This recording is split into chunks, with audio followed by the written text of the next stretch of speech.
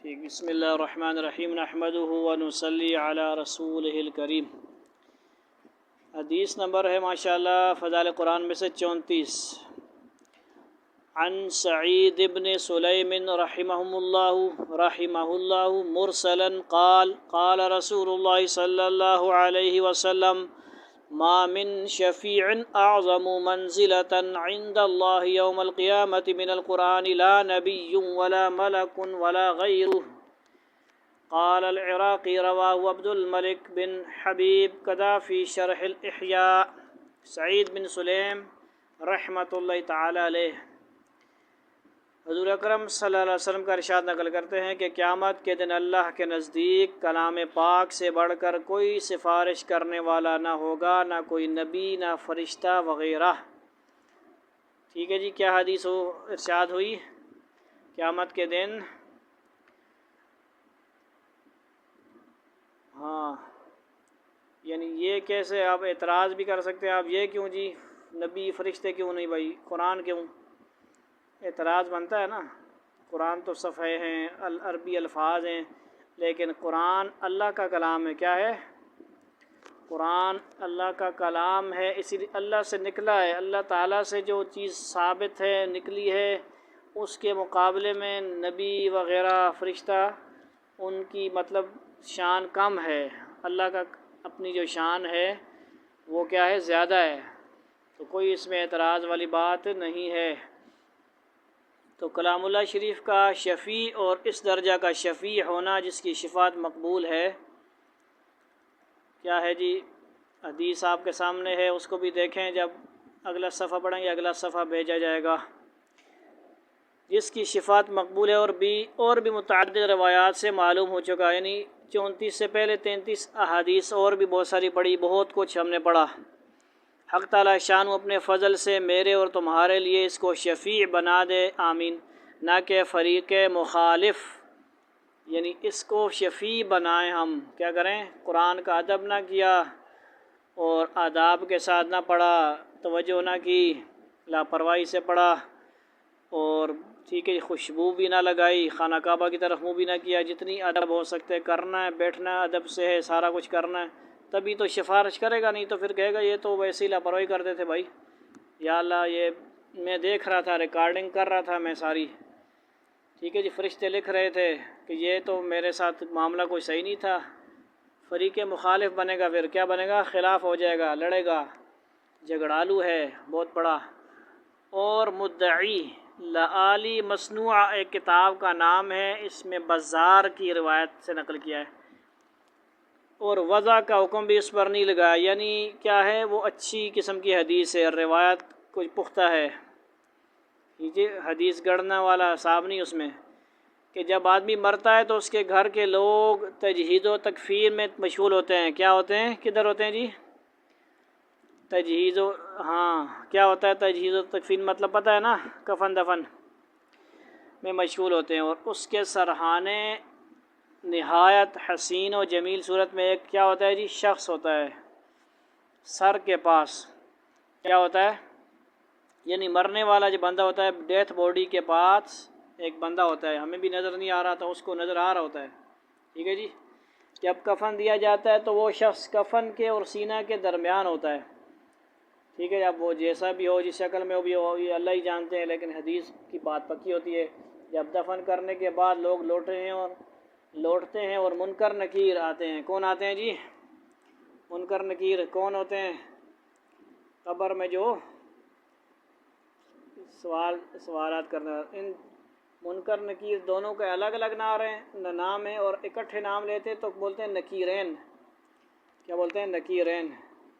तो मुनकर नकीर। ठीक है। तो वो इस शख्स को अलहदा करना चाहते हैं। वो कहते हैं भाई साइड मार, असना काम में सवाल करना, इस मुर्दे से हमने क्या करना है, सवाल करने, तो मेहरबानी कर साइड ते ओजोल। ठीक है जी। तो क्या कहता है जी, सवाल यकसुई में करें, प्राइवेट सवाल है, ज़रा सा साइड पे हो जाएं आप, मेहरबानी करें प्लीज़, साइड मारें। सवाल यकसुई में करें, यकसुई मतलब तन्हाई में, आप ज़रा दाएं बाएं हो जाएं। मगर ये कहता है कि नहीं भाई, ये मेरा साथी है, मेरा दोस्त है, मैं किसी हाल में इसको तन्हा नहीं छोड़ सकता।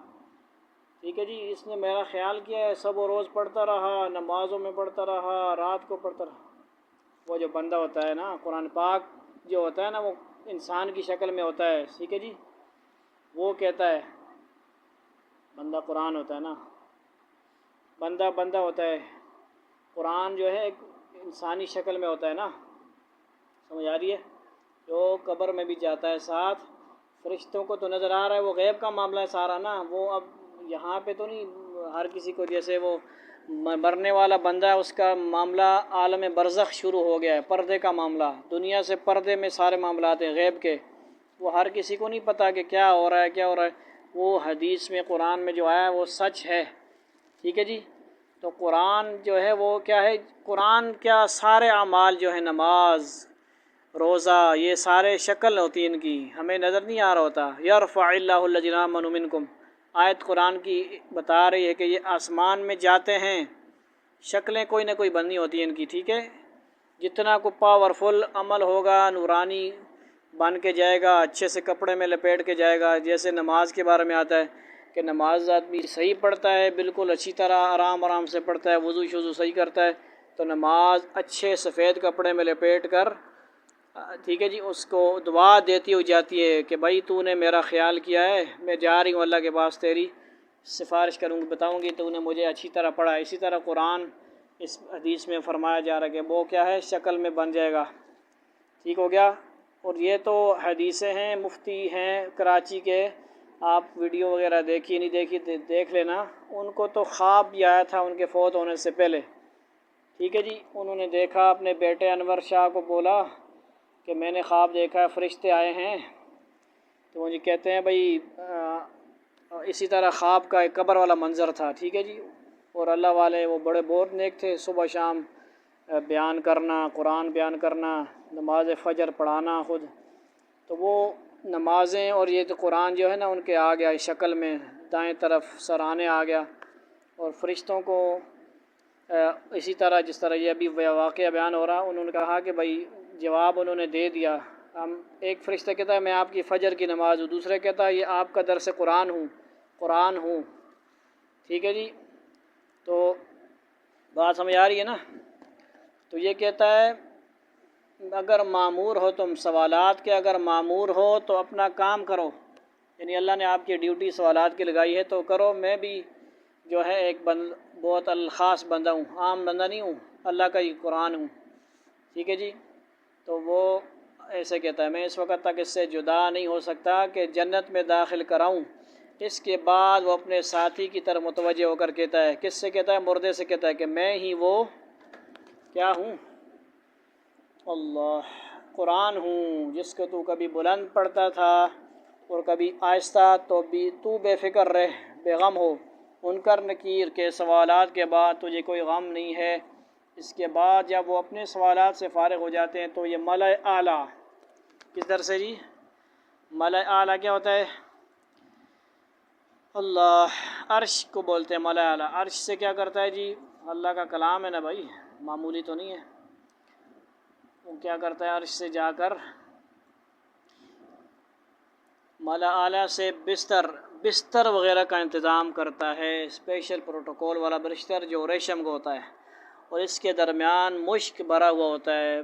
ठीक है जी, दुनिया में तो उसने रेशम नहीं पहना, मर्द था, हराम है रेशम पहनना मर्दों पे, औरतों पे जायज़ है औरतें पहने, लेकिन इतना ज़्यादा रेशमी ना बने। इसके बाद क्या होता है, रेशम के कीड़े से बनते हैं ना। भी आजकल तो सोशल मीडिया में सब कुछ आप देखते नहीं हैं। ठीक है जी, यानी वो कीड़ों से बनता है ना, मशीनों में आप सर्च कर लें, रेशम के कीड़े से रेशम का कपड़ा बनता है ना। ठीक है जी, लेकिन मर्दों के लिए सोना, रेशम वगैरह ये क्या है, हराम है, मना है ना। औरतें इस्तेमाल करें लेकिन ज़कात शायद भी दें, ज़कात नहीं देती तो फिर मेहरबानी करके सोना शोना छोड़ दें, जागें, सोना भी छोड़ें, जागें, और सोना इस्तेमाल भी ना करें, रेशम भी ना इस्तेमाल करें, फिर ज़कातें देती नहीं हैं भाई।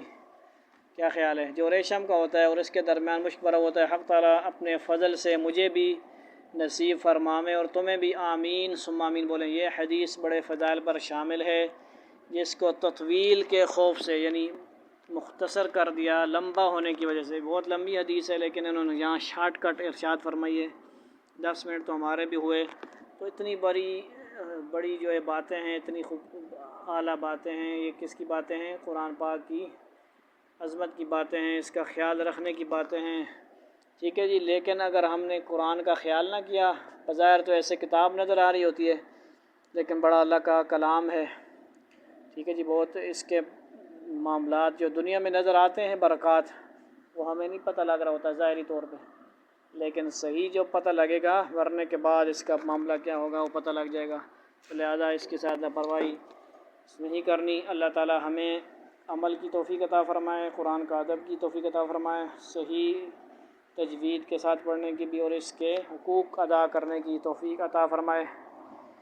व आखिरु दावाना अनिल हम्दुलिल्लाहि रब्बिल आलमीन। वस्सलामु अलैकुम व रहमतुल्लाहि व बरकातुहू।